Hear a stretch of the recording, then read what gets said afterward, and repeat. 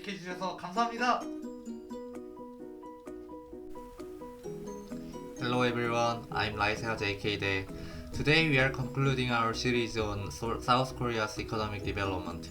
In previous videos, we explored how South Korea transformed itself from one of the poorest countries in the world into a major industrial power. We discussed export-led growth, heavy industrialization, and the rise of Korean companies and global brands. The story is often called the miracle on the Han River, and in many ways it truly is remarkable. A country devastated by war became one of the world's largest economies within a few generations. Millions of people escaped poverty, life expectancy increased, education expanded, technology advanced, and living standards improved dramatically. But today we are gonna ask a different question. What was the price of Korea's miracle? What challenges emerged alongside the economic success? Why do many Koreans feel pressure despite living in one of the world's most advanced countries? Why does South Korea have one of the world's lowest birth rates? Why are housing prices such a major concern? Why is educational competition so intense? And what does the future hold? Let's find out. To understand the causes of Korea's development, we must first recognize that rapid economic growth changes society.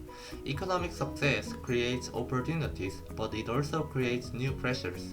The problems faced by South Korea today are very different from the problems it faced in the 1950s. Back then, the challenge was survival. Today, the challenge is sustainability. One of the most discussed issues in South Korea is education pressure. Education has long been viewed as a pathway to success, and this belief has deep historical roots. For centuries, education played an important role in South Korean society. During industrialization, education became even more important. Parents believed that academic achievement could help their children secure better jobs and better lives, and in many cases they were correct. South Korea invested heavily in education, literacy rates increased, universities expanded, and the workforce became highly skilled. This contributed significantly to economic growth. However, educational success came with costs. Competition became intense. Students often spend long hours studying, and many attend private academies known as 학원s. Some students study late into the evening after finishing regular school. Families spend substantial amounts of money on education, and parents often feel pressure to provide every possible advantage for their children. As a result, education can become a source of stress rather than simply a source of learning. Critics argue that excessive competition may discourage creativity and contribute to mental health challenges. Supporters respond that strong educational achievement helps build Korea's economic success. The debate continues today.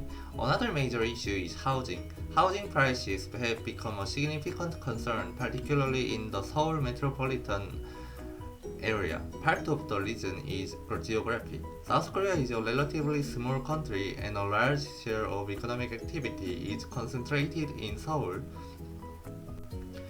and nearby regions. Many people want to live near high-paying jobs, prestigious universities, and major business centers. This creates strong demand for housing. When demand rises faster than supply, prices increase. Over time, housing became one of the most important financial concerns for many households. Young people often struggle to purchase homes. Some delay marriage, while others remain with their parents longer than previous generations. Housing affordability has become a central political issue. Governments have introduced various policies to address the problem. Some focus on increasing housing supply, while others attempt to reduce speculation. Results have been mixed, and housing remains one of the most discussed topics in Korean society. Economic inequality is another challenge. South Korea is not among the world's most unequal countries, but many people perceive inequality as increasing. Part of this perception comes from differences in wealth rather than income. Individuals who own valuable real estate may accumulate wealth much more rapidly than those who do not. Asset prices can increase significantly over time, creating concerns about intergenerational inequality. Many young people worry that opportunities available to previous generations are becoming harder to obtain. Older generations often experienced rapid economic growth and entered housing markets when prices were lower. Younger generations face a different environment characterized by higher housing costs, intense competition, and slower economic growth. These differences sometimes create tension between generations. Labor market issues also contribute to inequality. South Korea's labor market is often described as divided. Some workers enjoy stable employment, strong benefits, and long-term career prospects, while others face temporary contracts, lower wages, and less job security. This distinction can influence lifetime income and economic stability. Policymakers face the challenge of creating opportunities while maintaining competitiveness. South Korea's remarkable economic rise was heavily dependent on international trade, and exports remain crucial. Korean companies compete in global markets, so policymakers must balance worker protections with economic flexibility. Another frequently discussed issue is work culture. South Korea has historically been known for long working hours. During rapid industrialization, hard work was often viewed as a national responsibility, and many people accepted long hours in pursuit of economic development. Over time, however, attitudes began to change. Younger generations increasingly emphasize work-life balance and seek time for family, hobbies, travel, and personal well-being.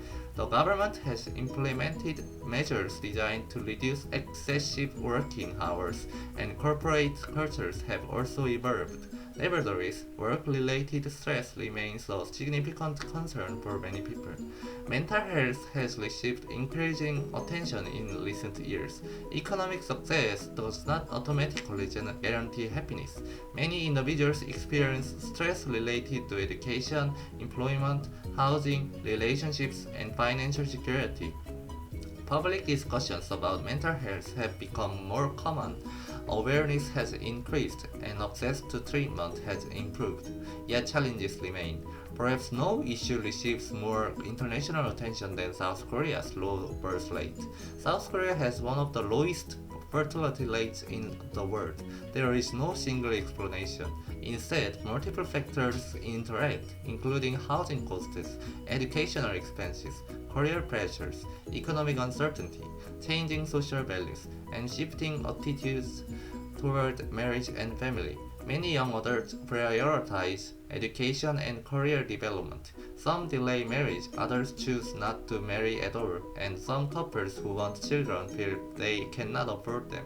Others value personal freedom and independence more than previous generations. The result is a declining birth rate. Why does this matter? Demographics influence the future economy. Fewer births today mean fewer workers tomorrow. A shrinking workforce can reduce economic growth, while an aging population increases demand for healthcare and pensions. The ratio of workers to retirees gradually declines, creating long-term fiscal challenges. Governments have attempted various policies to encourage higher birth rates, including financial incentives, childcare support, parental leave programs, housing assistance, and family-friendly workplace reforms. Despite these efforts, fertility rates remain extremely low. Demographics may become one of South Korea's most important long-term challenges. Regional inequality is another issue. Although Seoul attracts significant investment and talent, some regions experience population decline. Young people often move to large cities for education and employment opportunities. As a result, some rural communities face aging populations and shrinking economies. This creates a difficult policy change. How can growth be distributed more evenly throughout the country? Various governments have promoted regional development initiatives. Some public institutions have been relocated outside Seoul, and infrastructure investment has expanded. Yet the concentration of economic activity remains significant. Technology presents both opportunities and challenges. South Korea is one of the most technologically advanced societies in the world. High-speed internet, advanced mobile networks, digital services, and world-leading technology companies create tremendous economic opportunities. However, automation may also disrupt employment. Artificial intelligence may transform many industries. Some jobs may disappear while others will emerge. The challenge is ensuring that workers can adapt to technological change through education, training, and lifelong learning. Climate change represents another important issue. South Korea's industrial success relied heavily on manufacturing and energy consumption. Like many developed economies, Korea faces pressure to reduce carbon emissions. The transition toward renewable energy and sustainable growth will require substantial investment. At the same time, Korean companies see opportunities in green technologies such as electric vehicles, battery manufacturing, hydrogen technologies, and renewable energy systems. This transition may create new industries and new jobs. Foreign competition is also intensifying. For decades, Korean companies successfully challenged competitors from advanced economies. Today, they face increasing competition from emerging economies as well. China, in particular, has become a major competitor across numerous industries. Maintaining technological leadership requires continuous innovation. Research and development, education, and entrepreneurship remain essential. Despite these challenges, it is important to maintain perspective. South Korea's current problems differ greatly from the problems of the past. Many of today's challenges emerged precisely because the country became successful. Housing affordability is difficult partly because cities became economically attractive. Educational competition is intense partly because education became a pathway to opportunity. Population aging occurs partly because people live longer lives. These are not simple problems, but they are fundamentally different from poverty, famine, and underdevelopment. The future of South Korea remains uncertain. No one can predict exactly what the next several decades will bring. Yet South Korea possesses significant strengths: a highly educated population, advanced technology, global companies, strong infrastructure, democratic institutions, and extensive international connections. These strengths provide a foundation for future adaptation. Every generation faces new challenges. The generation that rebuilt Korea after the war faced poverty. The generation that industrialized Korea faced economic development. The current generation faces questions about sustainability, demographics, inequality, and quality of life. The challenge is no longer simply becoming wealthy. The challenge is building a society that remains prosperous, innovative, sustainable, and livable. In many ways, that may be even more difficult. The miracle on the Han River transformed South Korea. Now the question is, what comes next? Can Korea maintain economic dynamism while improving quality of life? Can it address demographic decline? Can it reduce social pressures? Can it create opportunities for future generations? These questions will shape Korea's future throughout the 21st century, and the answers may become just as important as the economic miracle itself. Thank you for watching. If you enjoyed this video, please like, subscribe, and leave a comment below. What do you think is the biggest challenge facing South Korea today? I'll see you in the next video. Goodbye.